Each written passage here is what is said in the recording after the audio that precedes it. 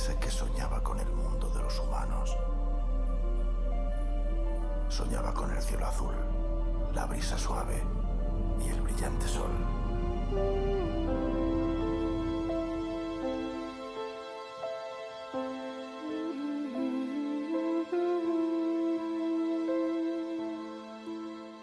Olá, pessoas irreverentes. Eu sou o Daniel, o Vinha, e sejam bem-vindos ao 15º episódio de Estranha Ficção, um podcast além das muralhas da realidade. Aqui comigo estão tradicionalmente eles. Eu sou o Gabriel, o capitão, e quem nunca acordou com a cara amassada por conta de uma garrafa de vinho?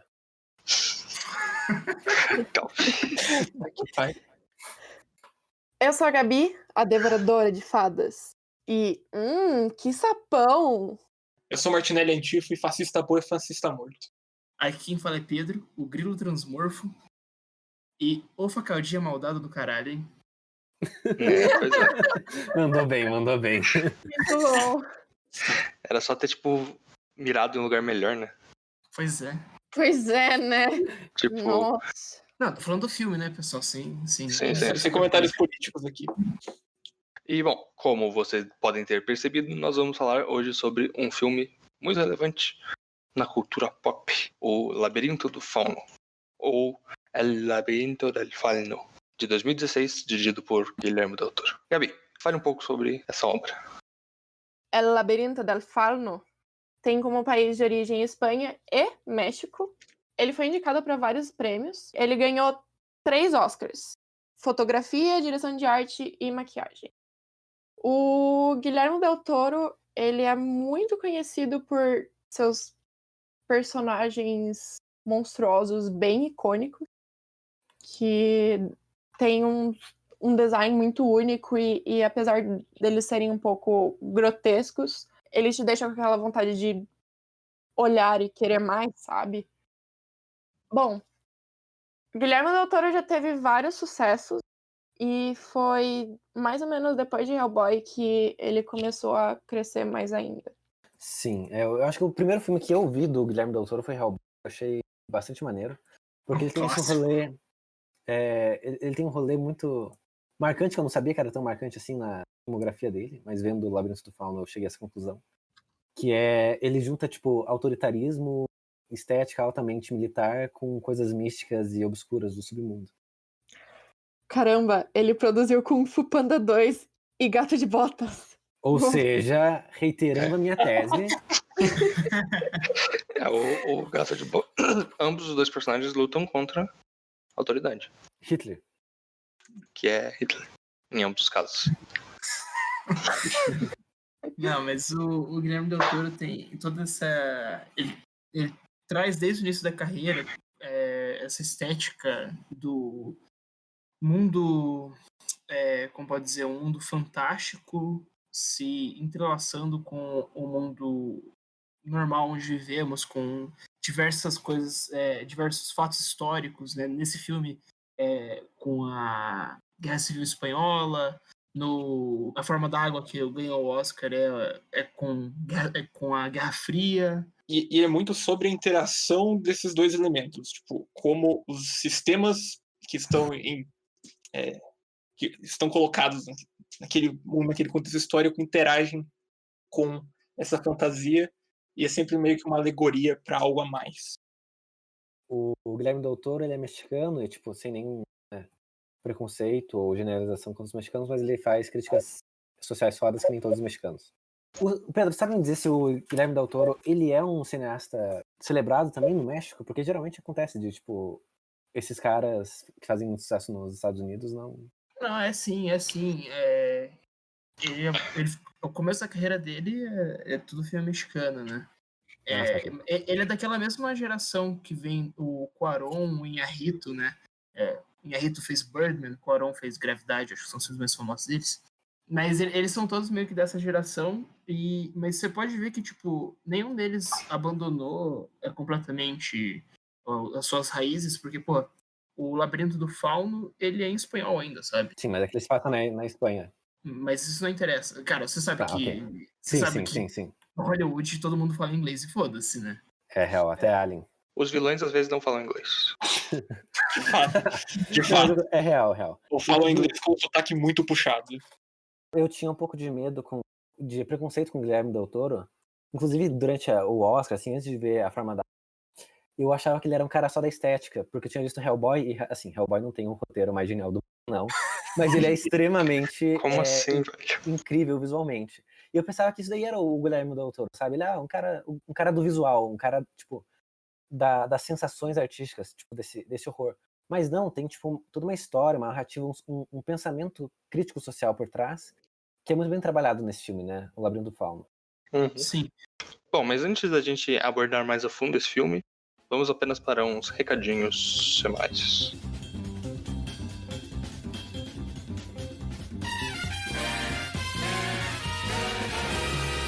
Então, pessoal, passando aqui rapidinho para avisar que caso vocês queiram nos seguir nas redes sociais para ficar a par dos lançamentos no dia, nos sigam @Estranha Ficção, sem tio e sem cedilha, ou no YouTube Estranha Ficção. Sigam lá que em breve teremos novidades.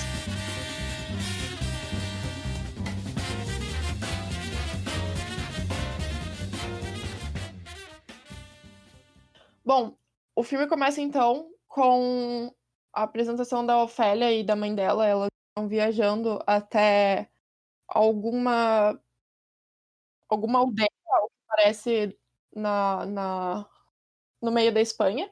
Porque o general Vidal, não, o capitão Vidal, que é marido da mãe da Ofélia, e ela tá grávida de um filho dele, e ele quer que o filho dele nasça onde o pai dele tá.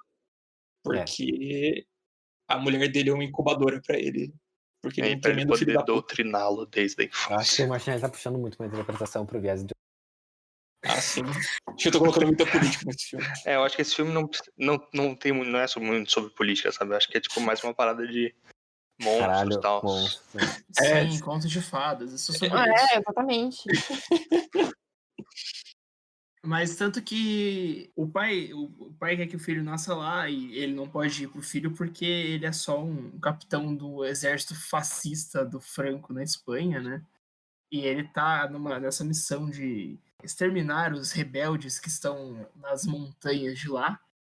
E não é por isso que ele vai perder o nascimento do tão esperado filho dele, né? Que eles têm certeza que é um filho, inclusive. Isso é uma parte importante.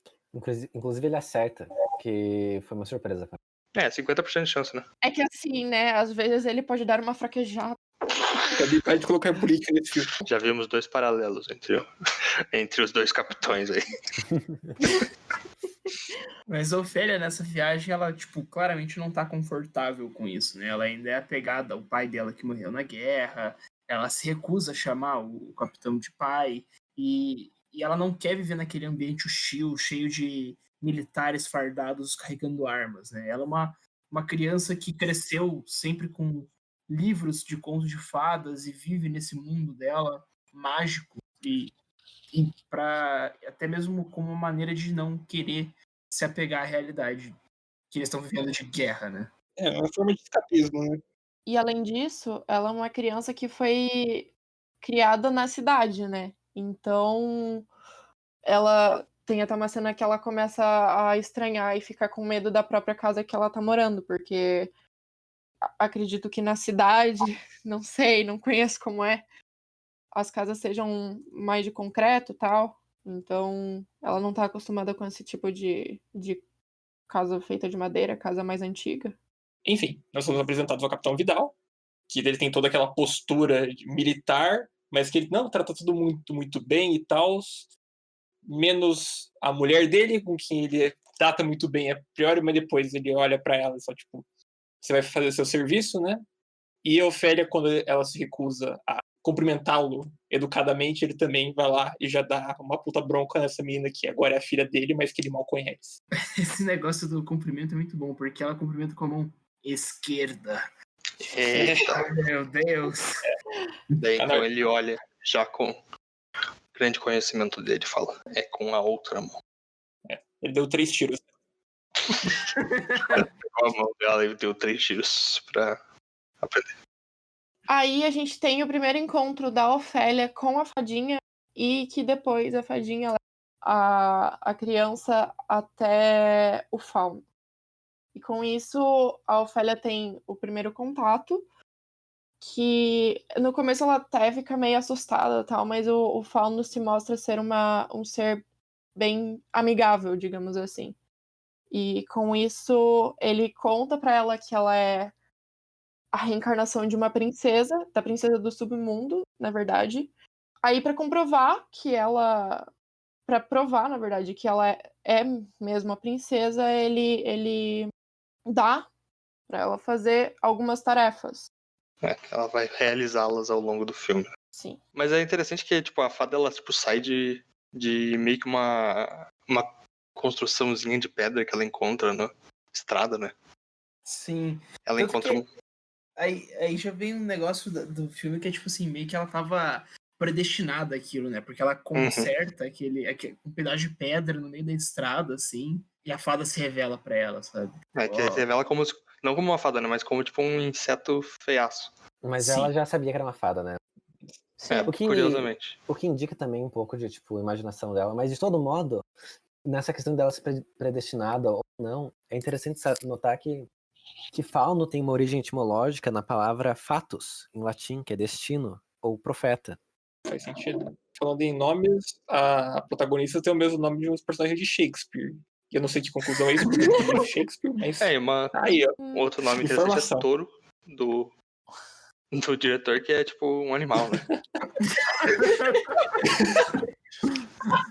Mas- E outro massa é o Vidal, que parece muito com vida e mostra que ele tá vivo. Não Ela vou tem fazer certa forma. comentários sobre esse Não. nome. E rima, muito e rima com tempo. mal também, então ele é um cara... Caralho. Bom, mas sobre essa questão que vocês comentaram da relação dela com a fada, por ela ser uma garota da cidade e ser um inseto, um bicho estranho, talvez ela nunca tenha visto um inseto daquele tipo, e daí ela relaciona, nunca vi isso, então provavelmente é uma fada, porque é o que mais chega perto na minha imaginação. Bom, eu nunca vi um inseto daquele tipo também. Eu não acho que seja uma fada. Talvez porque você literalmente mora numa cidade, um prédio, E você não tem, sei lá, 6 anos de idade. e você não mora na Espanha, fascista. Acho que todas do Franco. essas suposições são meio levianas de você. Eu acho que tem também, talvez, um certo. Por ela ser uma.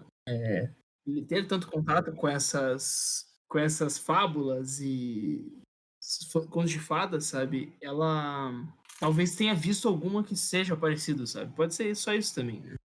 Sim.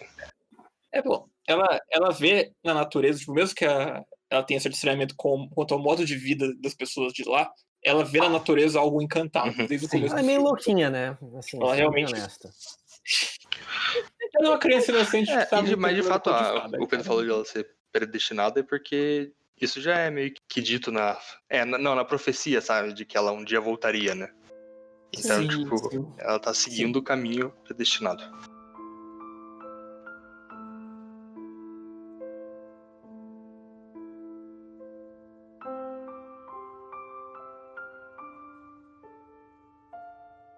Então começa essa jornada pelas quests do fauno para uma pequena criança fazer. Ele claramente não tem muita noção do que, tipo, é seguro para uma criança, né? Enfim, eu acho que isso daí é um pouco dele subvertendo a jornada do herói, né? Porque não é como se ela fosse estranha para aquele mundo. Ela já tá acostumada com contos de fadas, e então ela encara os desafios com uma certa leveza. Sim. Uhum. Tanto é que a primeira coisa que ela encontra, né? Ela que tem que entrar numa árvore, né? Que é cheia de lama e de pequenas baratinhas muito nojentas. Da primeira vez que eu vi, na minha cabeça pareciam sanguessugas, Esqueci o nome. mas eu percebi que eram besourinhos, assim. O negócio é que ela tem que recuperar uma chave que um sapo que mora embaixo dessa árvore tá destruindo ela, consequentemente, por morar ali. Tá sugando energia vital da árvore, É. parece. Sim. Não ficou muito claro como. Enfim, não importa. E daí ela tem que ir lá e não sei se fica claro se é matar esse sapo, ela tem que tirar o Não. sapo dali. Deixa e claro pegar a assim, chave. o fauno dá 3 bolinhas pra ela e ele fala, coloque as bolas na...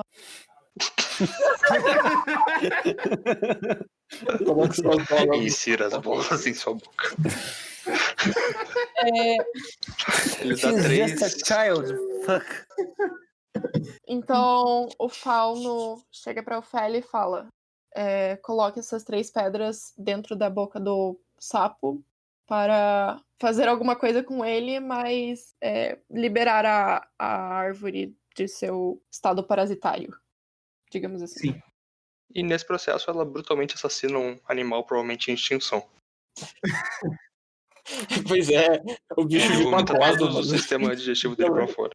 Mas também o sapo era meio filho da puta, porra. Ele tava destruindo a árvore também ali. Cara, o ecossistema é assim, velho. Mas aí, porra, ele só tava comendo os bichinhos, velho. Os bichinhos estavam se alimentando da árvore. O sapo tava mantendo o ecossistema em equilíbrio. Mas enfim, ó, só quero dizer que a parte que eu acho que é mais importante dessa cena é antes dela, que ela tá com o vestidinho que a mãe dela tanto queria quando era criança, e ela conseguiu agora porque ela é mulher de um cara de alto escalão do exército. Ela dá pra ela esse vestido, e ela, só a hora que vai entrar na árvore, ela tira o vestido, e os sapatos bonitinhos que a mãe dela tinha amado, ela entra na lama dentro da árvore. Então, quando ela chega em casa, ela tá com o negócio totalmente Sim. destruído. Ou seja, é uma das maneiras como ela meio que rejeita essa etiqueta, que é um negócio bastante importante pro próprio regime Sim, fascista. eu não concordo muito. Porque não é como se ela, tipo, pegasse o vestido e tacasse na lama, né? Ela tenta guardar direitinho, só que as forças místicas dá o pior resultado, né? Então, As forças Conhecidas místicas como do vento. vento. Claramente era uma força mística, velho. Tinha, tipo, uns brilhozinhos no vento. mas Acho que é que ela não. Eu digo uma diferença de prioridade. Tipo, não é que ela quer destruir aquilo, ela só acha que aquilo não é algo que importa, de verdade. O que importa é mais a essência da coisa. É o que ela tá fazendo ali, que é algo pra ela muito mais importante, esse contato com o mundo encantado, que supera muito esse participar de uma É. sociedade merda. Sim, com certeza. Tipo, pra ela, esse mundo fantástico, ela quer se tornar essa princesa. Ela tá pouco se fudendo se ela vai ser filha de um capitão fodão do exército fascista, sabe? Até mesmo que ela não gosta disso. Ela quer aquela coisa mágica. É que eu acho que são posicionamentos diferentes com relação ao regime, né?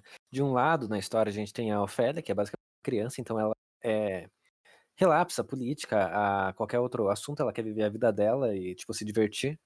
Então não é uma relação de oposição, é uma relação de, tipo, desdém, talvez. Enquanto que tem, do outro lado, os revolucionários, que esses sim são opostos ao regime fascista.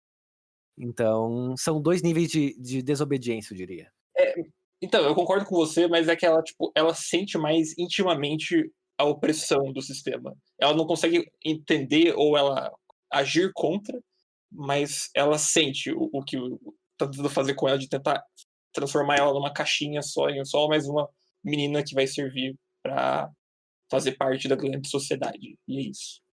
Assim, eu entendo o que você quer dizer, mas eu acho que nessa parte de. Eu também concordo que ela quer sair e não quer participar daquilo, mas eu não sei se. Pelo menos na minha interpretação, eu não vi como. Eu não quero me tornar isso, não quero fazer parte dessa caixinha. Eu acho que era mais. Eu não acho que seja algo intencional, sabe? Não foi isso que eu Não é disse. algo que ela pensou, Exato. mas é algo que o Guilherme Del Toro pensou ao fazer a cena. Sim, e exatamente isso que eu quero dizer. É mais da obra, é um significado implícito na obra do que uma ação do personagem. Entendi. É mais como a inocência da infância ela é torturada e tentada ser abafada por esse sistema, e Ofélia ela não quer isso, ela rejeita, tipo, não intencionalmente, sabe? Mas ela só age como ela prefere agir. Sim, em diversos momentos do filme. Eu acho que mas esse é um bem marcante mesmo. A relação de qualquer criança com a autoridade é uma relação conturbada, né? Sim, principalmente com uma autoridade que é tão opressiva quanto a que ela estava submetida. Literalmente o acampamento militar. Sim. Bom, me parece, e eu acho que parece pra todo mundo aqui, até no mundo real, que a figura de autoridade, ou é o Fauno, ou é o Vidal, enquanto que as figuras disruptivas, caóticas, assim, são a Ofélia e a outra personagem muito importante pra história, que é a Mercedes. Sim. Que nós temos que falar que ela é a mulher que trabalha como que ela é introduzida como apenas sendo uma empregada da casa, ela só serve ao Capitão Vidal, mas ela tá ali, na verdade, pegando informações e roubando suprimentos para os rebeldes que estão escondidos na floresta em volta do acampamento. Isso ela em aliança com o médico do acampamento. O médico. Eles estão Sim. fazendo o jogo da direita, né? E Ele tá lá fazendo o jogo da esquerda. Então, voltando para essa questão da árvore, quando você vai tentar entender melhor essa metalinguagem, você começa a perceber que o Guilherme Del Toro foi muito, muito, muito inteligente ao fazer a árvore em mais ou menos o que é o formato de um útero e que... Nossa, eu tô até me arrepiando aqui. E que o sapo, na verdade, representa o filho da Carmen, o segundo filho dela, que, na verdade, tá sendo um parasita e comendo ela por dentro. Porque a gente não comentou ainda sobre isso, mas a segunda gravidez da Carmen tá fazendo muito mal a ela. Ela tá deixando ela doente e em vários momentos do filme isso fica bem claro que... Como que eu posso dizer? Prejudicando a saúde dela. Sim, isso. E é curioso que justamente, tipo, o filho do capitão seja o que tá fazendo mal a ela. Mas eu acho isso muito preciso, essa analogia que ele faz no meio nessa cena do filme, tipo, porque mesmo que a Ofélia goste do irmão, né, ela gosta da ideia de ter irmão, ela conta história pra eles na barriga da mãe, né, ela vê meio que como esse irmão sendo um símbolo também desse novo universo que ela tá inserida e como tudo isso também tá matando a mãe dela, sabe? E esse é o mal no mundo que tá matando a mãe dela. É uma Sim. maneira dela enxergar esses problemas, sabe?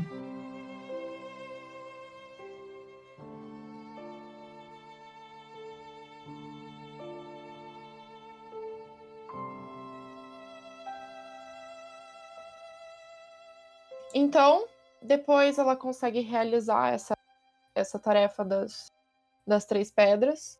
O Fauno fala assim, parabéns, tal. Agora eu tenho mais uma tarefa.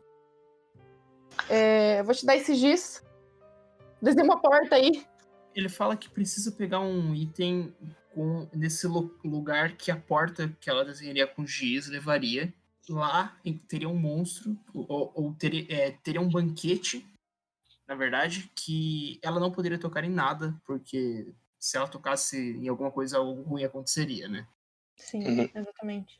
Daí com uma ampulheta que ela tem que sair antes que o tempo acabe.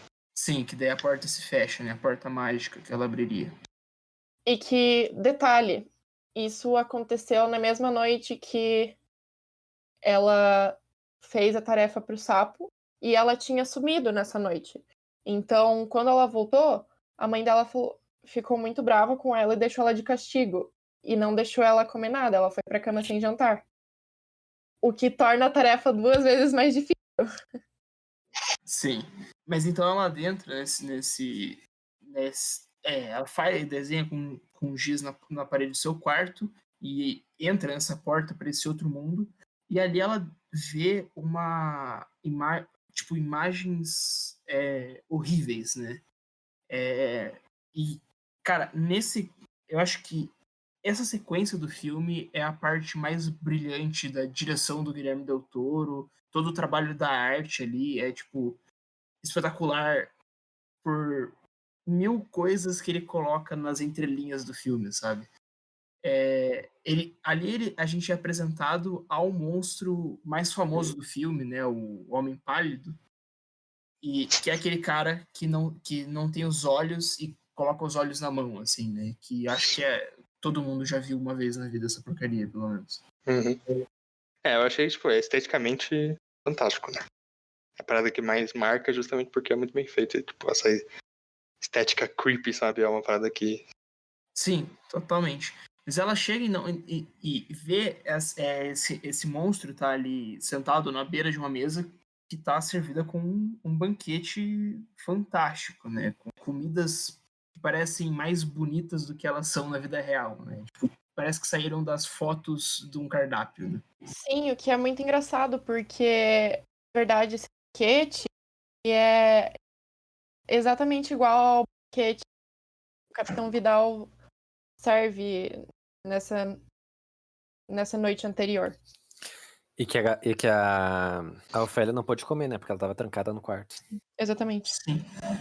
E é um jeito de mostrar também quanto esse regime fascista, né? Com esse banquete tão mirabolante a ponto de ser um banquete digno de sonhos e de contos de fadas.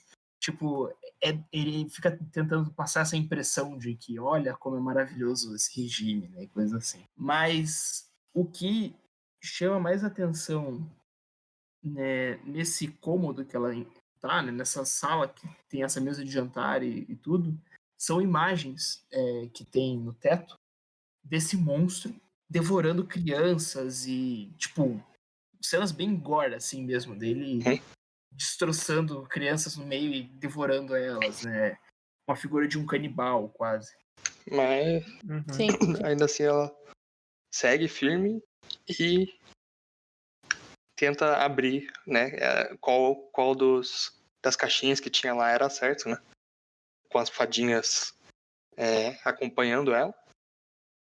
Então, quando ela escolhe a caixa certa, ela tira um punhal, né? De dentro da caixa. Que era o que ela precisava levar pro fauno. E o monstro, durante todo esse período, ele tá só paradão ali, assim, né? Sem mexer um músculo. Sim. E tudo tá vendo bem, né? Pegou as fadinhas e tal, pegou o punhal, tava saindo. Daí aquela uvinha. É tão difícil não comer essa uva. E, enfim, ela não resiste, né?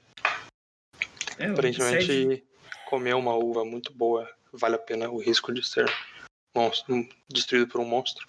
Mesmo com as fadas avisando ela desesperadamente. Sim, dá muita agonia que, tipo, ela come a primeira uva e o monstro começa a se mexer e ela não vê, e ele começa a se levantar no fundo da tela, sabe, desfocado, assim. E colocar os olhos nas palmas das mãos que estavam separados. É toda uma preparação bizarra. Faz todo aquele e ela movimento, tá, né? tipo, fofinha. Assim, huge design flaw os olhos serem na palma da mão, porque, tipo, se ele for dar um soco, ele fica cego. Não, se ele Momento for que dar ele um tapa. agarra a menina. Não, ele pode fechar o olho, né? Ah, não, mas ele tem unha, né? Ele tem unha. É. E, tipo, se ele for dar um tapa numa pessoa, ele vai dar uma olhada na pessoa. Então, super bicho fraco. Ai. Não tem aquelas pessoas que beijam com o olho. Sim, ninguém mais, ninguém menos que Adolf Hitler. É o único que eu consigo imaginar que faria isso. Ele pode dar chute, né? Porra, mas Curioso, ele do tamanho da perna dele? Ele parece que ele tem, tipo, meio uma barriga meio murcha, né? Ele tem barriguinha de chope e raquitismo. Eu acho que no fim das contas valia mesmo a pena ter pegado aquela uva. Porque... Ele não apresenta muito ameaça. Velho. Bom, mas foi ameaça para as fadinhas que morreram logo em seguida. Nossa, O que é mano, mais engraçado de tudo é porque a Ofélia tava com uma fucking adaga na mão. Então, mano, essa cena me deixou um pouco puto, pra ser honesto. As fadas, elas são meio que minions, sabe? Elas não precisam Santinha ficar das vivas. fadas, mano. Você tá Sabe, falando das todos, fadas tipo... sensatas assim, Dani? Assim, tipo, criticando mesmo? Meio que sim. São meio que minions mesmo. O que vocês acham que o Homem Pálido representa? Eu acho que é a Manu Gavassi. Não. Não, o Homem Pálido representa o Prior e as fadinhas são a Manu Gavassi. Daí o Prior Caralho, vai ele comeu Caraca, ele assim. tava jogando mesmo. Que horror, velho. Ele é estuprador. Homem Pálido joga e joga. Problemático. Então, não acho que ele representa nada. Esse filme ele é meio vazio, tá? Não, mentira. Não tem nenhum significado. Eu acho que por ser o Homem Pálido, ele representa Adolf Hitler. E as fadinhas são os judeus. Curioso vocês compararem ele a Adolf Hitler. Porque, assim, você vê nessa cena que ele tá comendo as fadas, tipo, uma semelhança muito grande com um quadro do Goya, que é... Como é que é o nome, Gabi? Saturno comendo os filhos. Saturno devorando seus filhos. Cara, que é um quadro gore, assim, e bizarro. E Do você. Goya, Isso que do é Goya. espanhol também.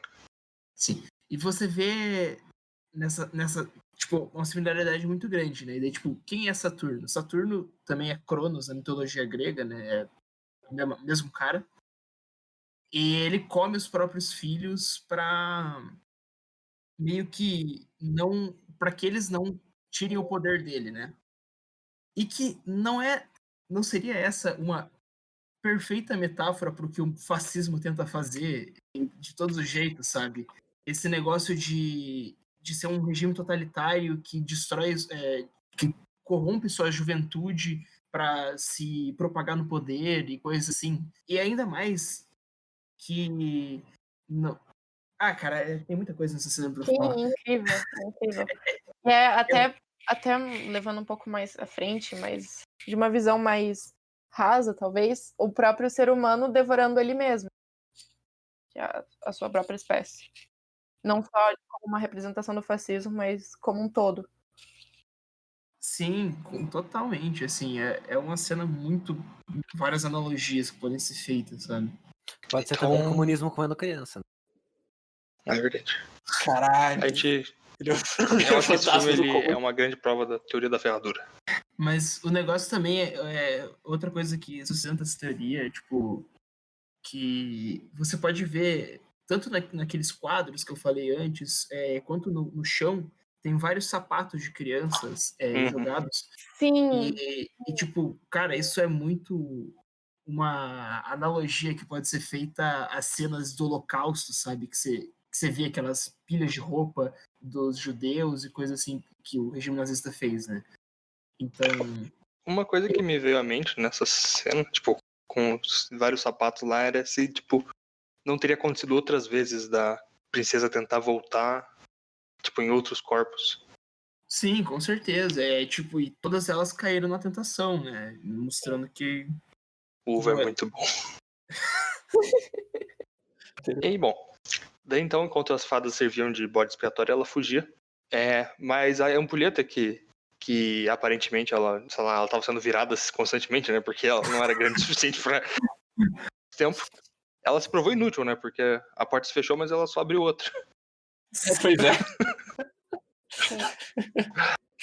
não, tanto que ela abriu outra e ela conseguiu fechar sem precisar do tempo. É. Ela fechou definitivamente. Talvez fosse alguma forma do cara tentar falar assim, não perca tempo comendo uvas. E não deu certo. Mas deu, de alguma forma. Não deu. Então. Não deu. Mas daí, sei lá. Ela continuou de qualquer jeito. Isso que importa. É tipo, um detalhe que ela tá nesse quarto sozinha, sem a mãe, porque a mãe começou a morrer, a ter um treco com o problema da gravidez, logo após ela ter tirado o bagulho do sapo. Sim, é verdade. E daí ela foi, por isso, ela ficou de castigo, ficou isolada no quarto por causa de ter perdido o vestido, e a mãe ficou tão estressada que ela teve quase um quase aborto. Na verdade, mantém a metáfora do sapo com Sim, o exatamente. feto. E daí, e também o Fauno dá antes dela ir pra segunda etapa, ele dá uma mini mandrágora pra ela, falando, tipo, você coloca isso debaixo da cama da sua mãe e ela vai se sentir melhor. Então, tipo, é outra simbologia meio estranha de... Aliás, o que é mandrágora? Pra mim parecia tipo um... É uma É uma planta beterraba, né? ela existe, na verdade, por muitos filmes de fantasia e tal. Tanto até em Harry Potter, né? Sim, é um bicho que grita. Porque, sim, porque principalmente por causa da sua semelhança com um corpo humano. Por ela ter essa Fisionomia. fisionomia formato. humanoide. Pra mim no era filme, um ela gengibre. no filme, segundo o Fauno, ela é uma planta que sonhou ser humana. Ela sonhava ser humana. Seja dumb boy. Plantas não sonham. Né, velho? Eles falam aquela coisa, velho.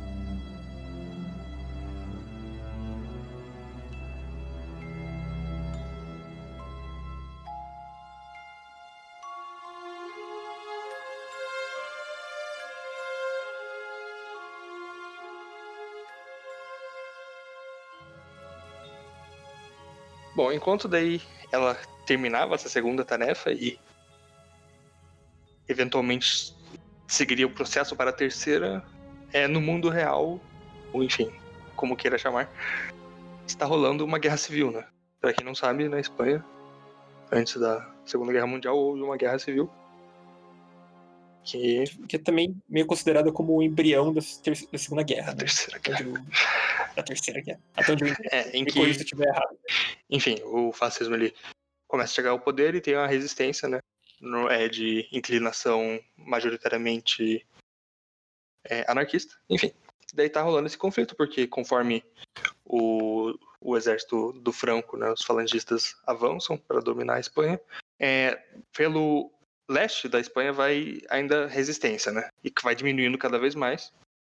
E nesse acampamento militar há um conflito direto entre o exército falangista, né, comandado nessa região pelo capitão Vidal, e com uma guerrilha regional que está tentando, de alguma forma, acabar com esse acampamento militar, né? Mas você vê que eles estão fodidos pra caralho, porque grande parte do filme eles estão só tentando conseguir roubar suprimentos. A estratégia de guerrilha deles é principalmente baseada nos dois infiltrados, né? Que é, como a gente já falou, o médico e a Mercedes. Sim.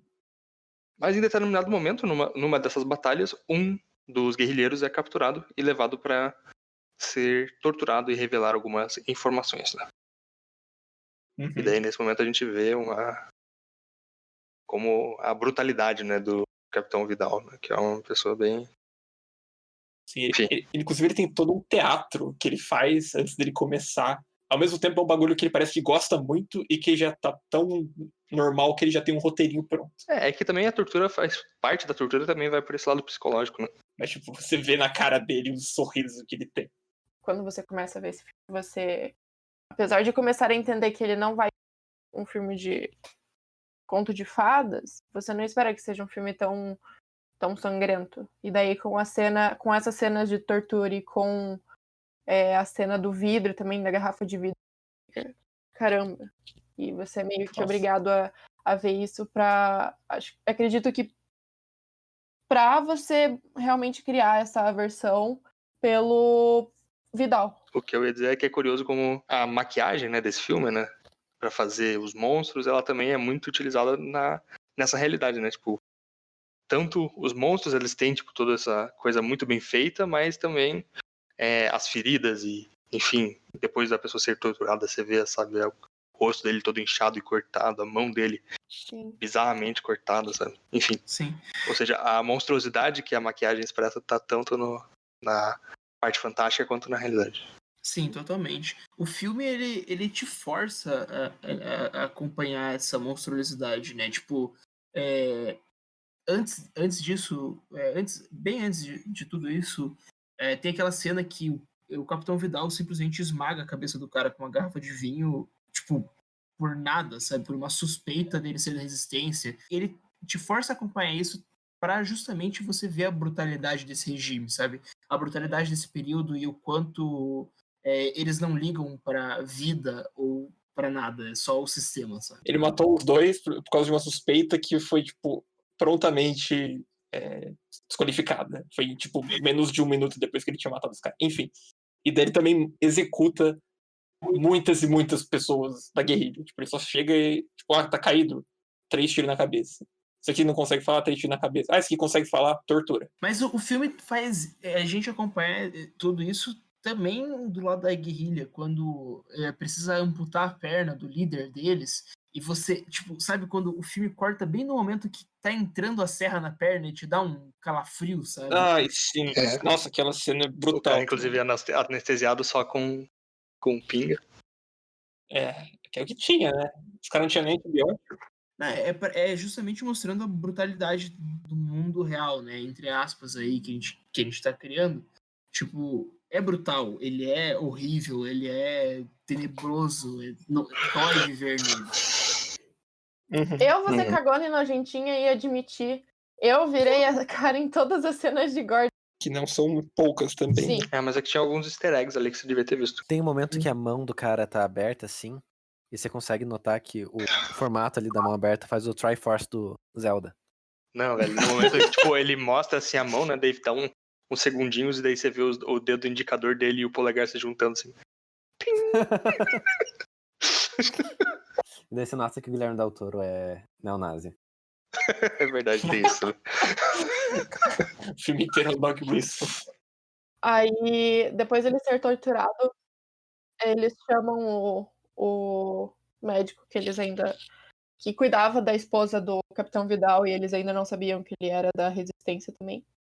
Ele vê, ele ajuda, ele reconhece, obviamente, que foi torturado. Ele começa a tratar os ferimentos, e quando não tem mais ninguém, ele dá a injeção e mata o cara. O Glago implora pra matar ele. Sim. E bem nessa hora, oh man, chegam os guardas e veem ele. Na verdade, já havia uma suspeita porque quando eles, né, nessas viagens que eles faziam para ajudar, né, e passar informação para a guerrilha, ele tinha derrubado um pequeno frasquinho de antibiótico. Né? E depois, quando o capitão ele vai ver, né, as instrumentos de medicina, ele vê que é exatamente o mesmo frasco que o médico usa. Né? E que é uma péssima lógica, porque deve ser o mesmo frasco que todos os médicos usavam. Sim, não faz sentido. Mas assim, a gente tá falando de um cara completamente maluco, né? O cara ele é absolutamente paranoico. Podia ser até 2 frascos completamente diferentes, mas ele usa frascos. Um antibiótico em frascos, o que isso é coisa desse médico. Coisa de comunista. Exatamente. Nós usamos apenas sanguessugas. Filha, vem fazer sua sangria. E enfim, daí tem uma cena épica, né? Que o médico, né, ele vê que ele tinha matado ele, né? Daí ele questiona, né? Por que você fez isso? Daí o capitão fala, né? Por que você não seguiu minhas ordens? Daí o médico só olha e responde, porque seguir ordens sem questionar são coisas que só vocês fazem. Daí ele vira as costas e vai embora.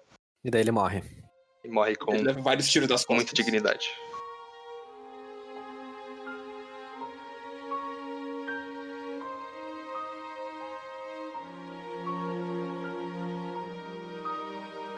No lo entiendo. ¿Por qué no me obedeció? Es que obedecer por obedecer, así, sin pensarlo, eso solo lo hacen gentes como usted, capitán.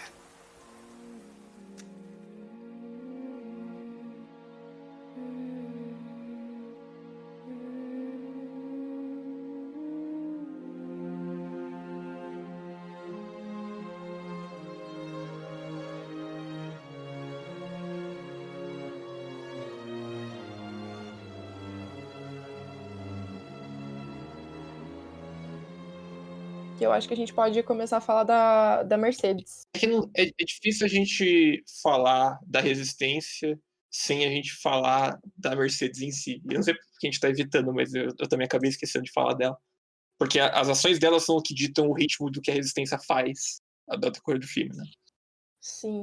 A duplicidade dela é tão incrível e triste, porque ao mesmo tempo que ela tá liderando, na minha interpretação, ela começou a liderar um pouco a resistência por todos os feitos dela, ou, sei lá, ajudar, enfim.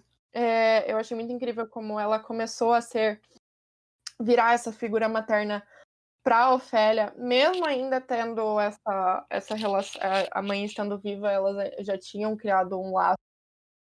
E essa duplicidade de, meu Deus, eu estou contra o regime fascista, porém eu amo uma pessoa que está sendo cooptada por ele, por ser uma pessoa tão próxima a essa pessoa que eu odeio. Mas você tendo uma mãe que apoia um regime fascista, eu também procurei outra mãe. E é isso.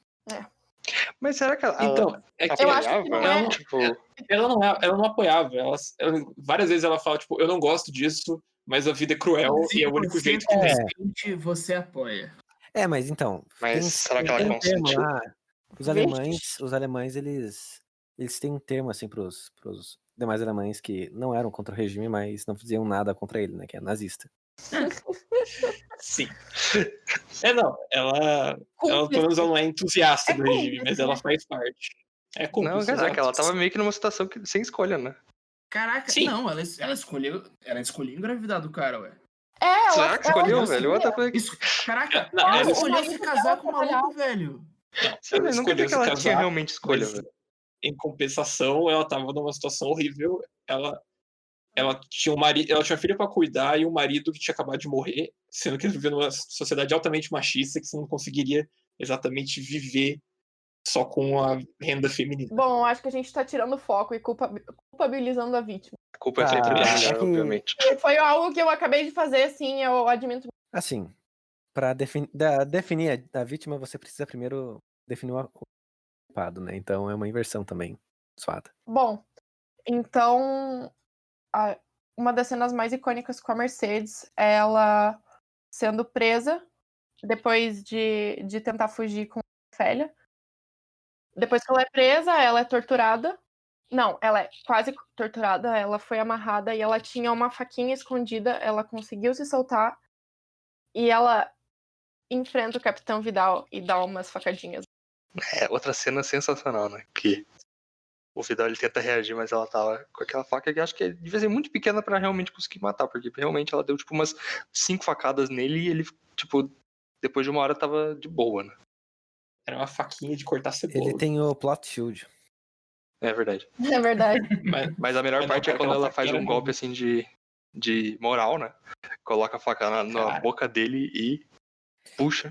Não. Ela Faz o coloca a faca na famoso- boca dele e fala, why so serious? Isso. E daí, puxa. Ela fez o famoso Não, Jeff the Killer, não, no cara. Mas, mano, a fala dela é muito boa. Você não vai ser o primeiro porco que eu já esvicerei. Olha só. Sim. Sim, é muito Foda. bom. Mas eu não entendi por que ela não matou ele. Pois é, Era só ter colocado na garganta dele em vez de ser. enfia na nuca e acabou. Pá. Não, na nuca eu acho que ia ser um pouco mais difícil. Eu acho que Mas não ia se a ideia mexer, né? é deixar ele agonizando. O que é um negócio muito bom, porque ela tirou ele daquela posição de poder, sabe? A partir sim. do momento que ela causou um dano na cara dele, Sabe o que Ele também tinha um tiraria? dano que- Matar. Não, mas primeiro você faz o golpe de moral pra você tirar ele da posição de poder e depois você mata ele. Mas então, é que matar, você tá dando pra ele. Nesse caso, não seria uma. Morte é um ato mais heróico do que você ser humilhado em vida. Ela quer desmoralizar o cara ao máximo. Pelo menos eu li dessa maneira. Sim. E desse modo, ela vai aos poucos tentando atacar a pose, o porte dele, a maneira como ele se comporta, que é todo certo, todo macho, todo fascista. E ela vai tentando minar essa aparência dele. Sim. Tanto que o jeito como ele reage a isso é prova disso. Sim, tanto que depois ele aparece no filme usando uma bolsa de cocô, né? Mas em vez de matar ele, tipo, ela só foi embora e deixou o cara virar presidente da república. Eu acho que ela faz junto com o Capitão Vidal a melhor dupla de personagens do filme, de longe. Porque eles são opostos, mas Totalmente. eles coexistem. Isso é muito, tipo, é uma dinâmica interessante. E eles coexistem de modos similares, eles coexistem de modos violentos. O Capitão Vidal, ele caminha com uma pistola, a Mercedes sempre carrega uma faca. Então, de algum modo, parece que a violência existe pelos dois lados, né? Bom, sim, é uma guerra. Mas daí, o que o Guilherme Del Toro faz no filme é claramente não igualar as duas forças, né? Você torce pra Mercedes, mas você não torce pro Vidal. Você sorri quando a porra da Mercedes, tipo, tortura psicologicamente, fisicamente o Vidal. Mas você não ri quando ele, tipo, estralhaça a mão de um cara da resistência. Então, eu acho que é interessante tipo, como o Del Toro, ele trabalha, tipo, uma justificativa da violência, né? Quando ela é necessária. Então, all props to Burning Wheels. Sim. Wheels? Como é que é Wheel? pneu em inglês mesmo? Não, Wheel é roda. Tires.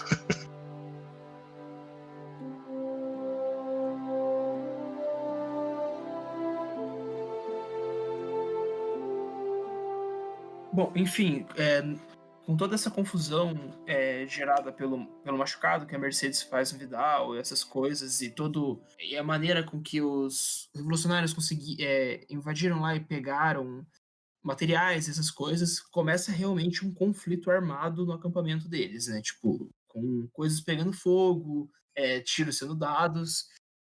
E ali, nessa parte da parte fantástica da história, o Fauno reaparece, né? Depois de ter abandonado a Ofélia quando ela desobedeceu ele reaparece para dar uma segunda chance para ela, contanto que ela obedeça ele incondicionalmente, né? Sem questionar nenhuma das ordens dele, nem nada assim. E é uma coisa bem simples, que é pegar o irmão recém-nascido dela e levar ele até o labirinto onde o Fauno tá. Eu vou dizer que nessa parte que o Fauno disse, você deve me obedecer incondicionalmente, eu meio que fiz um paralelo com Deus e se você não me obedecer, você vai pro inferno, sabe? Infelizmente, Eva comeu a uva.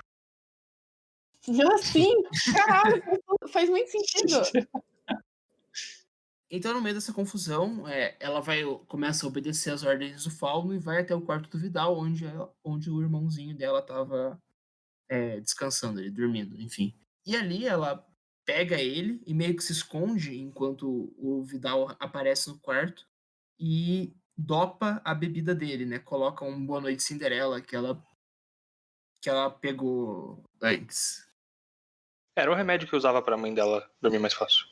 Inclusive, o cara mostra que ele é um verdadeiro psicopata, né? Porque ele faz mesmo com machucado na boca, ele faz um gargarejo com, sei lá que bebida era aquela, velho. Sim, com a esquisão. Nossa, então, só de imaginar, tipo, mesmo sem estar com nada na boca, isso arde. Você fazer um bochecho com isso que já zoa só. Ardente. E acho que a única hora que mostra ele, tipo, sentindo alguma coisa, sabe? Tipo, ele faz um... Ai. Até porque não tinha ninguém vendo, né? Daí ele podia. Sim, Mas também acho que foi a coisa mais dolorosa que ele fez, né? Mesmo mais doloroso do que até cortar a boca. Mas nessa confusão, a Ofélia, depois de dopar o remédio, começa a sair do quarto com o irmão quando uma granada explode, enfim, alguma coisa acontece e o Vidal vê ela saindo dali, né? Ele dá uma tragadona nessa bebida dele e começa a ir atrás dela, falando pra devolver o filho dele, que é, tipo, a única coisa que importa. Então, E mesmo nesse negócio de ser a única coisa que importa pra ele, é muito egocêntrico, né? Porque só vai importar pra ele por ser um homem, por ser uma extensão do corpo dele, digamos. Vai ser como que é? A transmissão dele pra. Exato, a transmissão dele pra posteridade. Exatamente. Mas ela sai então, correndo com a criança, consegue escapar, né? Quando eles saem de dentro da casa, já tá tendo todo tipo, a demolição, né, do acampamento, porque os guerreiros conseguiram cercar e dominar o lugar. Mas então, enquanto tá tudo sendo destruído, o Vidal segue, já foge seguindo atrás da garota junto com o bebê. Até que então ela entra no labirinto, né? No labirinto que a gente vê desde o início do filme. Que é o grande labirinto do Fauno, né? Que é onde a mágica acontece. Sim. Pra poder realizar essa última tarefa. E Sim. até então ela não sabia o que era. E quando chega lá, tá lá o bichão. Quando ela chega lá, o Fauno fala, ele mostra a adaga e fala que o portal pra ela conseguir entrar no submundo e ver o pai dela, entre aspas, o verdadeiro pai dela. precisaria de sangue de um inocente. Exatamente, seria aberto somente com isso. Então, aí ela fica, meu Deus, eu não... apesar de tudo que aconteceu, o meu irmão matou a minha mãe, porque a mãe dela morreu no parto. Depois disso, mesmo com toda essa história, ele ainda é meu irmão. Ela se recusa, né? Ela desobedece o Fauno mais uma vez, o que ela prometeu não fazer, né? E o Fauno fica naquela mesma história de você tá me desobedecendo, é a sua última chance. Se você não quer mesmo, beleza, você vai continuar aqui como uma mortal e morrer, e sua memória se esvaecerá e coisa assim, né? E vale lembrar que ele fala que não só ela se esvairá, como todos os outros elementos místicos que ela teve contato também vão acabar. E nesse momento, quando tá tendo essa discussão, aparece, né? O Vidal finalmente chega pra tomar o bebê pra ele de volta. Mas é algo interessante nessa cena é que a gente finalmente vê o paralelo de um ponto de vista de uma pessoa, de um terceiro, com o ponto de vista da criança, né? Sim. Porque a criança tá vendo o bichão enquanto ela conversa, enquanto o Vidal chega e tá tipo só. Parece que ela tá falando sozinha, né?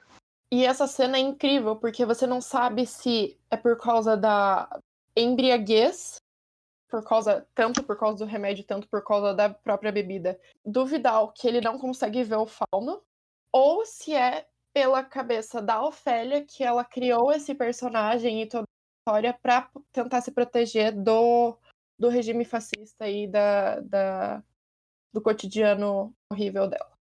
Sim.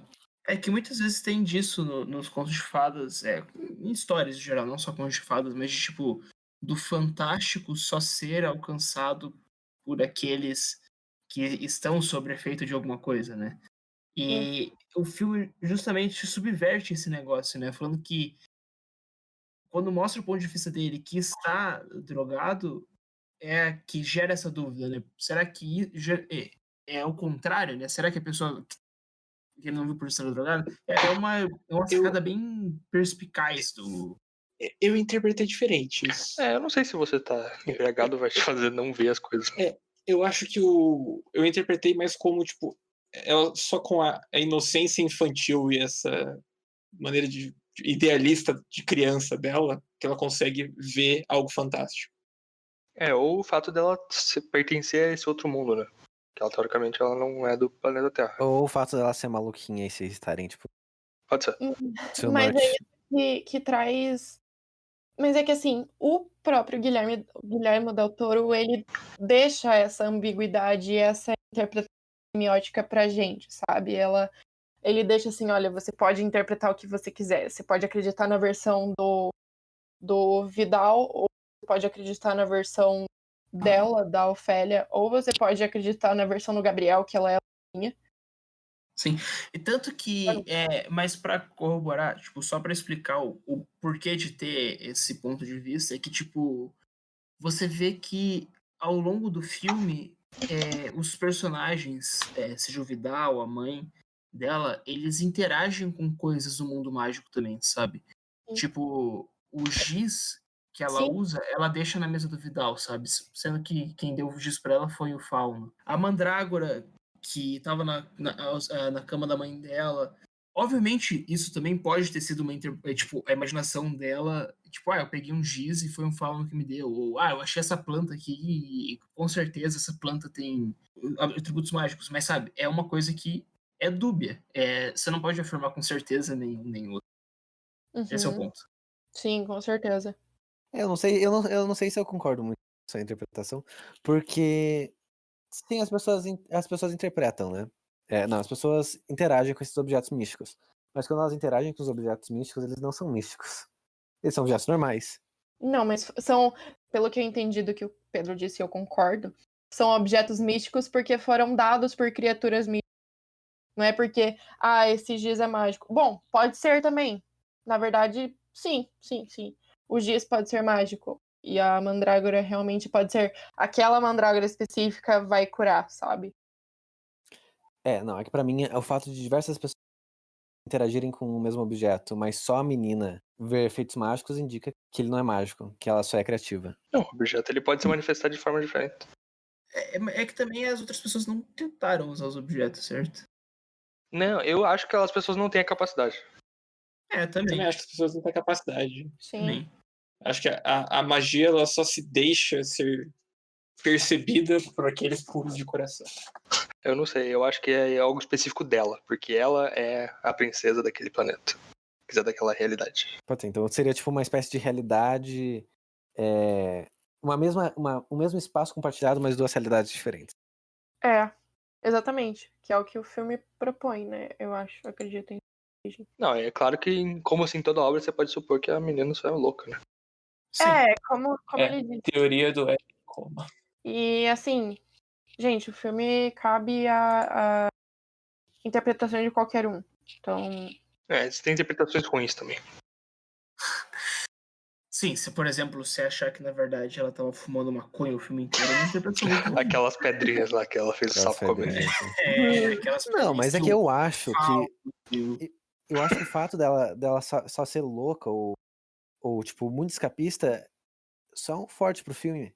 Porque demonstra que aquela sociedade, aquela realidade era, tipo, absolutamente insuportável pra menina. Mas você também percebe que, mesmo sendo insuportável, ela traz muitos elementos dessa realidade pro seu, É pro que é a seu mundo única, é a fantástico, única né? realidade que ela experimentou, né? Ela não tem outro quadro para ela se inspirar, a não ser os livros e o que ela vive. Não, mas completamente é isso, Gabriel. Tipo assim, é tanto que, porra, o Fauno, que é pra meio que ser esse mentor dela, é um filho da puta, velho. Ele quer que ela obedeça ele sem questionar. Coloca ela em situações perigosas. Sim, coloca ela em situações perigosas. O monstro que ela vê, tipo, tem toda uma interpretação dele com o ambiente onde ela tá, e coisa assim, sabe? Eu acho que é super válido isso também, de que ela só imaginou, dando vida na imaginação dela, mas o que eu quero dizer é que mesmo no escapismo dela, a realidade é tão cruel que ela não consegue fugir, sabe? Sim, com certeza. Sim, concordo.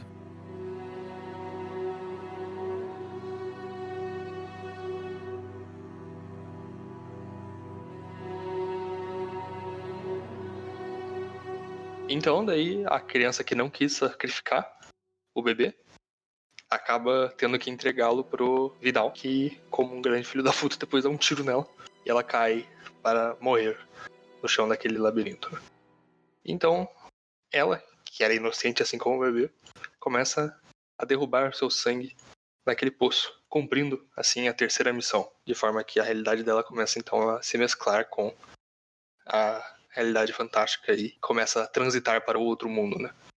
Que na verdade a gente chega a descobrir que a terceira missão não era derrubar o sangue de um inocente, era preferir derrubar o seu próprio sangue ao de um inocente, para daí provar a sua verdadeira pureza. Olha só. E também essa última cena, o Guilherme Del Toro foi muito inteligente e na verdade acaba levando a gente lá pro início, porque a cena dela morrendo foi a primeira cena do filme.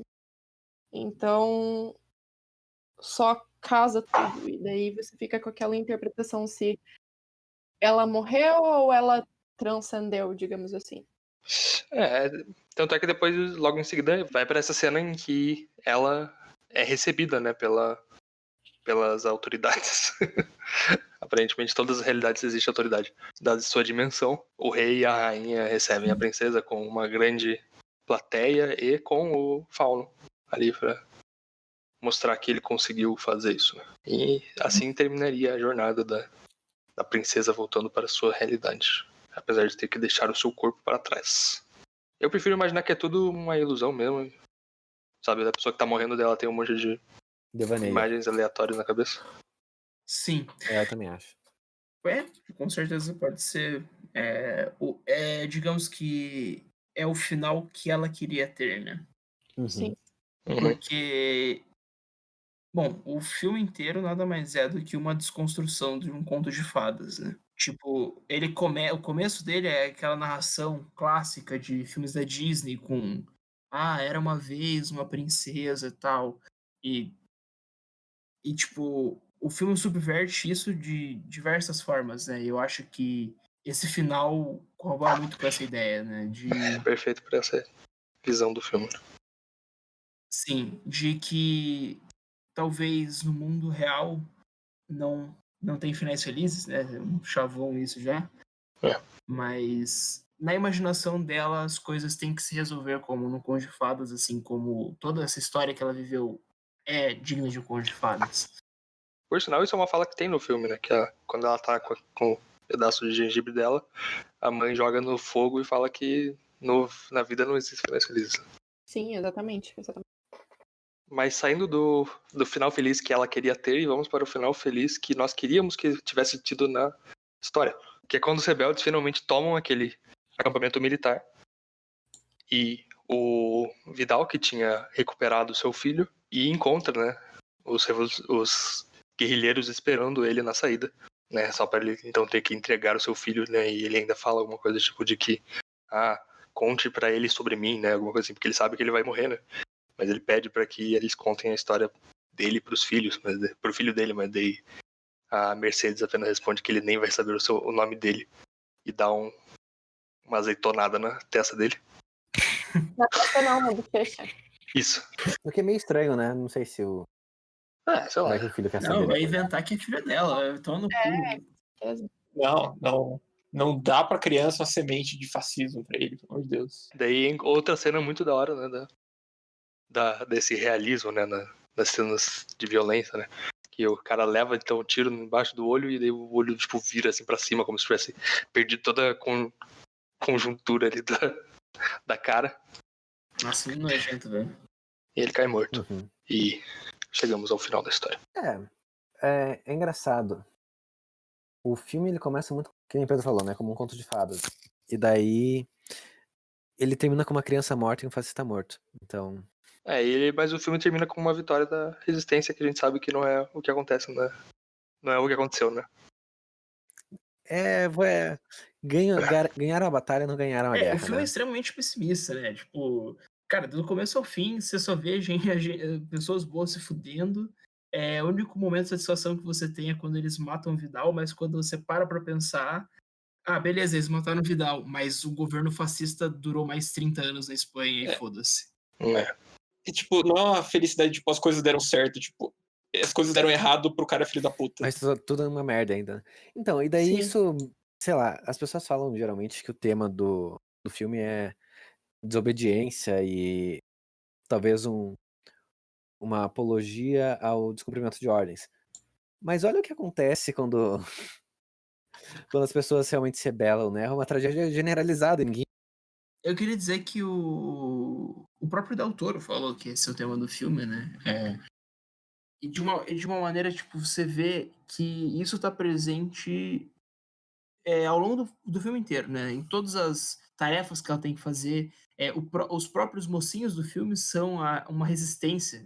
O que é a resistência se não uma desobediência, né? Não, com certeza. Uhum. Mas o ponto maior que prova que você deve desobedecer um sistema fascista é que, tipo, ela só consegue ter a ascensão dela para o final da história feliz dela quando ela desobedece. Ela só consegue ir pro mundo fantástico e virar a princesa dela, a princesa, mesmo que só na imaginação dela, porque ela desobedece o Fauno, sabe? Exato. Mas eu acho que existe um paralelo histórico muito importante para toda essa discussão, né, sobre a autoridade de um lado. É que a Guerra Civil Espanhola meio que termina com, né, conforme ia avançando, né, os falangistas e a resistência ficava cada vez em menos territórios, mas ao lado lá do leste, veio um auxílio externo, né, de ninguém mais, ninguém menos que Joseph Stalin, né, porque assim como os fascistas tinham seu interesse em trazer o fascismo para a Espanha, o Stalin também tinha o interesse de não permitir que a Espanha virasse um país fascista. Só que o que acontece? A resistência espanhola, né, da República Espanhola, ela era em boa parte anarquista, né? E eles tinham seus ideais, eles tinham a sua gestão lá das cidades, né, que eles comandavam e coisa assim. Isso, inclusive, esse todo o contexto é bastante descrito pelo George Orwell, que eu não sei se vocês sabem, ele foi lutar na Guerra Espanhola. Isso é muito da hora. E no livro dele chamado Homenagem à Catalunha, ele fala que quando os anarquistas tinham sua liderança da resistência, as coisas não funcionavam bem, mas elas estavam pelo menos unidos com um ideal. E as coisas tipo, a resistência continuava existindo porque eles estavam unidos por um ideal. Quando chegou as forças do Stalin cheio de suas, sabe, de munição, de tipo suprimentos para guerra, sabe, armas, coisas assim, eles também trouxeram a autoridade soviética, né, para comandar aquela região. E obviamente um anarquista não é um grande adepto do stalinismo, né? E conforme isso foi acontecendo, meio que foi desmobilizando essa união ideológica da resistência.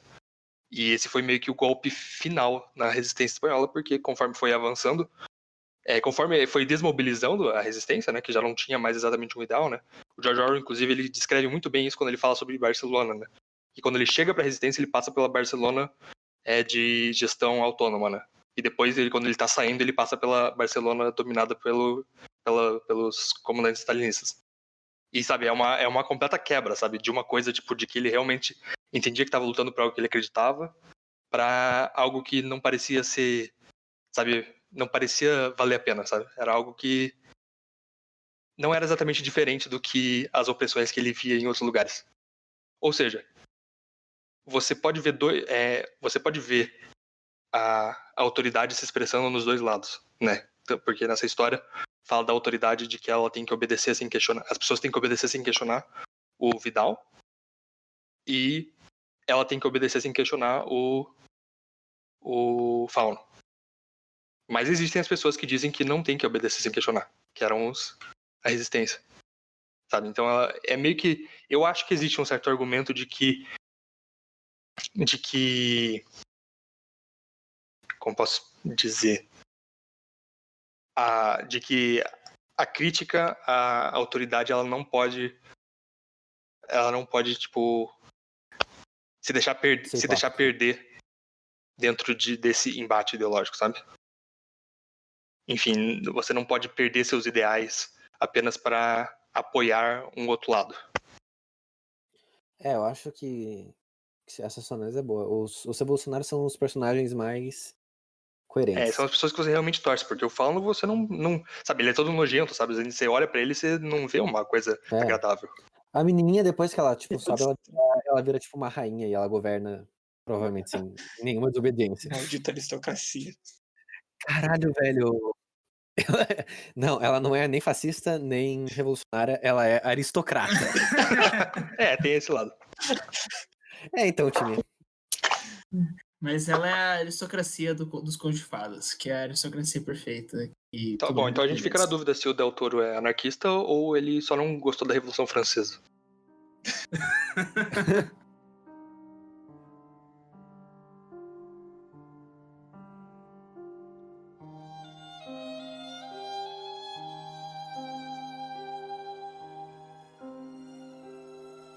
Y se dice que la princesa descendió al reino de su padre y que ahí reinó con justicia y bondad por muchos siglos, que fue amada por sus súbditos y que dejó detrás de sí pequeñas huellas de su paso por el mundo, visibles solo para aquel que sepa dónde mirar.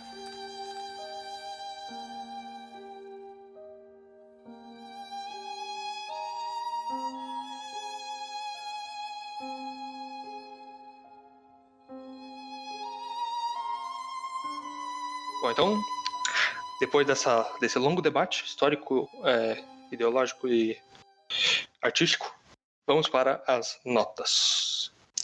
Começando por ninguém menos do que o senhor fascista Capitão Gabriel, 0 a 10. Repetindo de novo, eu não sou fascista. Acho que esse filme, como já expus anteriormente, ele tem coisas interessantes, ele é praticamente 2 filmes, ele é um filme de guerra e ele é um filme de contos, e eu acho que o filme de guerra é muito melhor do que eu acho que a mensagem que se pretende com o filme não é atingida. Então eu vou dar um 8, um sólido 8, porque eu gostei do filme, apesar dessas discordâncias. Seguindo, Gabi, diga sua nota. Bom, eu, como totalmente contrário ao Gabriel, esse filme eu achei ele incrível do começo ao fim. E do começo ao começo, ou do fim ao fim, se vocês me entendem. Genial, genial. A única coisa que é um ponto negativo pra mim, porque eu não gosto de gore, mas eu acho que agrega ao filme, mas assim, vou tirar uns décimozinhos por causa disso. A minha nota é 9.8. Certo, Marcelli. Gostei muito do filme. O filme ele tem um argumento interessante nesse negócio de desobediência. Tem mais coisa, inclusive, do que eu tinha percebido à primeira vista. A parte do Fauno, a única maneira de você, de fato, transcender para ser a princesa, no caso da menina, é desobedecendo mesmo a figura quase paterna que ela tinha ali, pelo próprio ideal. Então acho que é um argumento bastante convincente emocionalmente convincente pró-desobediência. O filme é esteticamente maravilhoso, toda essa coisa. A parte de guerra do filme é muito boa, é muito difícil de ver.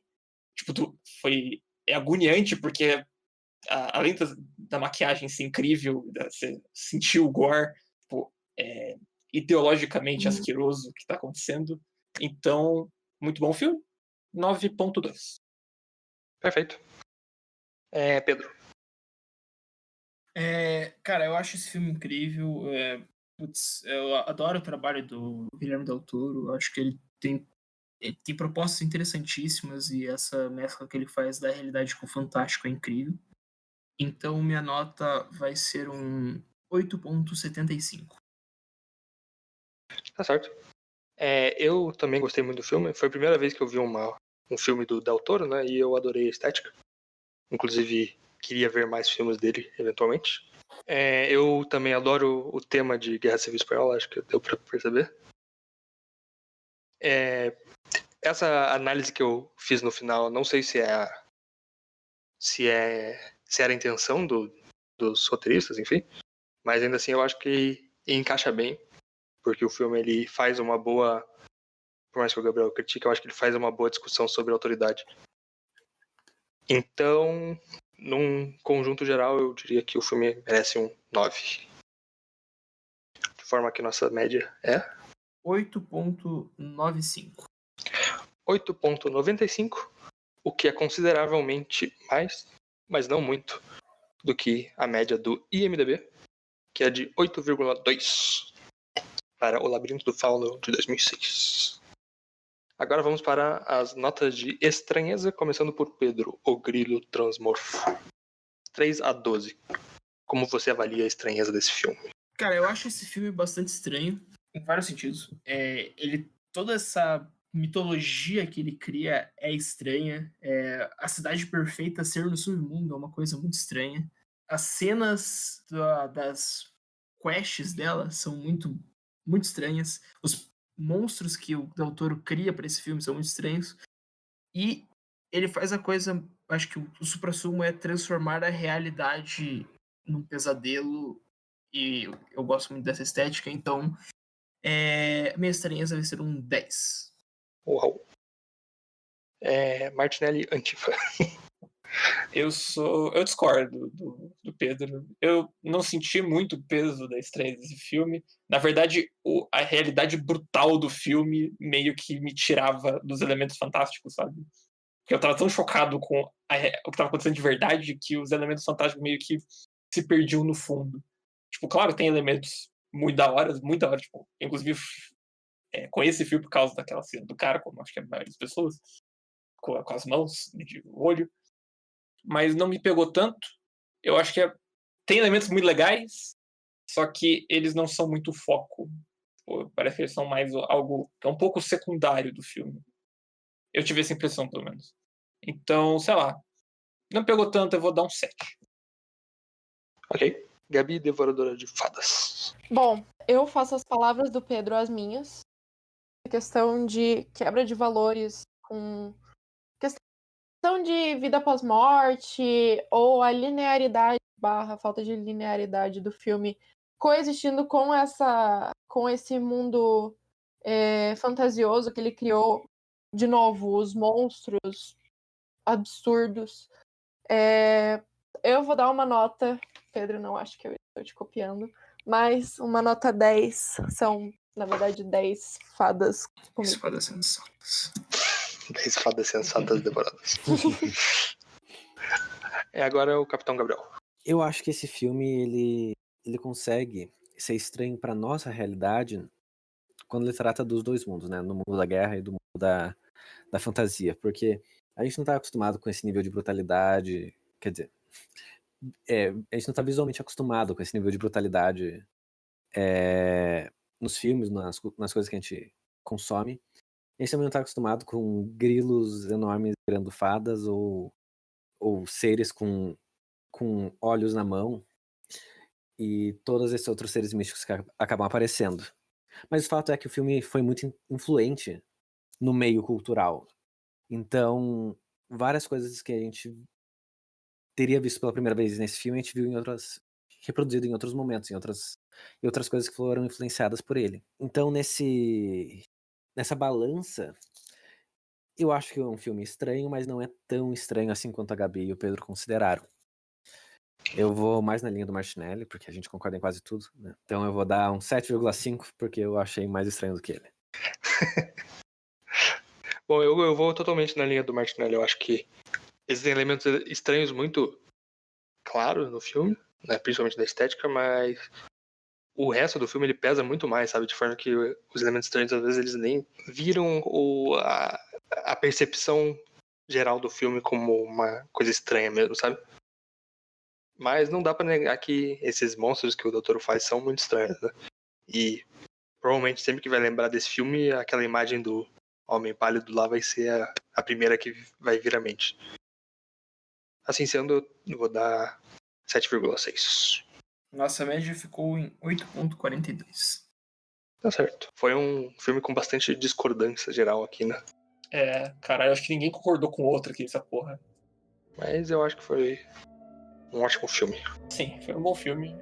Um bom filme se dá muitas interpretações. Aqui a gente teve, 5 diferentes. Nem todas boas, né? Não todas boas. Eu não sei de onde é que vocês tiraram.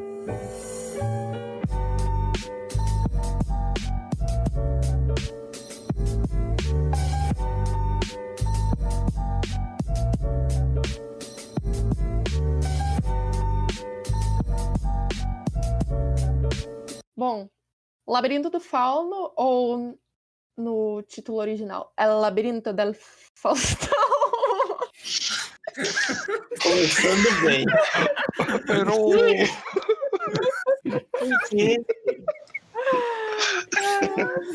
Desculpa, time, mas eu fiz muito no passado, esqueci. Ai. Ok, esse não é o título original. Mas deveria ser. A gente passa num boy da Europa.